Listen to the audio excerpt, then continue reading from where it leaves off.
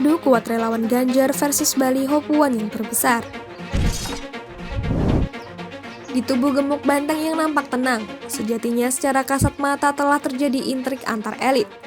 Partai Demokrasi Indonesia Perjuangan atau PDIP memiliki basis pendukung di akar rumput yang besar. Terbukti pada pemilu tahun 2014 dan 2019 sebagai juaranya. Cukup jauh meninggalkan lawan-lawannya, bahkan pada tahun 2019, selisih suara PDIP dan Gerindra cukup jauh.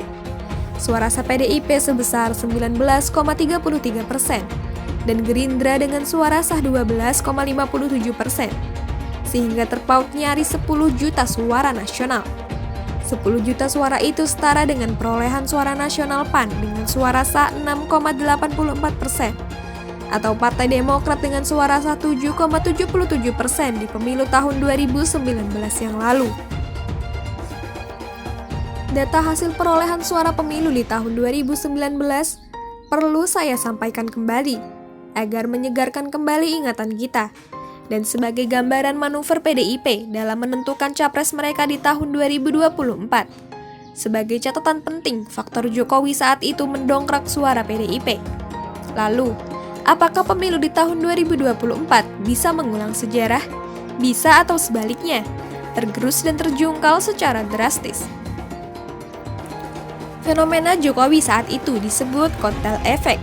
Pengaruh ekor jas atau efek ekor jas adalah istilah umum yang merujuk kepada hasil yang diraih oleh suatu pihak dengan cara melibatkan tokoh penting atau tersohor, baik langsung maupun tidak langsung, melalui suatu perhelatan.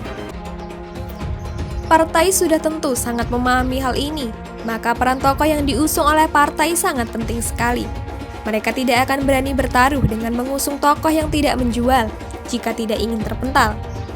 Melihat fakta-fakta di atas, saya jadi tertarik dengan manuver beberapa para kader PDIP yang terlihat ngotot menjual dan menyorongkan Puan Maharani ke tengah masyarakat.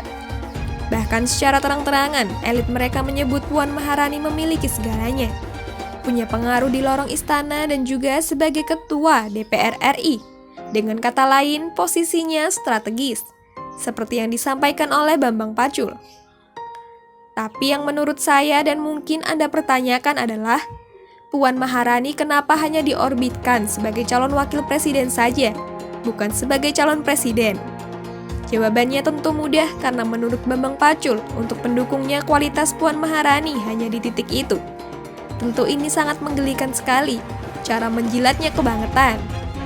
Disodorkan sebagai calon wakil presiden sekalipun tidak akan mendongkrak suara. Tidak terdeteksi tokoh ini memiliki pengaruh ekor jas sama sekali.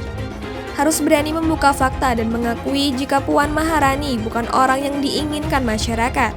Meskipun mulut elit politik PDIP sampai jontor dan nyonyor menjual Puan dan diam 1000 bahasa saat melihat baliho segede gaban terpasang di ruas-ruas jalan dan sudut perempatan menyerbu wilayah Jawa Timur dan mulai masuk ke Jawa Tengah. Sementara saat Ganjar Pranowo yang juga kader PDIP disindir dan ditegur dengan bahasa yang ngawur hanya karena aktif di sosial media. Padahal sosial media di zaman sekarang, sebuah keharusan bagi seorang pimpinan daerah. Cara yang paling memungkinkan untuk berkomunikasi dengan warga tanpa sekat dan batas.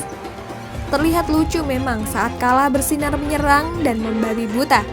Meskipun sebetulnya serangan itu justru memamerkan kebodohan mereka sendiri. Dan saat Ganjar Pranowo menyatakan tegak lurus dan pasrah atas apa yang akan menjadi keputusan partai, dan akhirnya seperti biasa kembali bekerja melayani rakyatnya. Kendali kini ada di tangan para relawan Ganjar Pranowo, yang dari hari ke hari bertumbuh pesat. Itulah jawaban menohok yang tidak secara langsung diucapkan oleh Ganjar Pranowo, tapi atas kesadaran para relawannya sendiri. Organ relawan sampai artikel ini saya buat sudah terbentuk 30 organ relawan, yang masing-masing organ memiliki perwakilan di setiap daerah.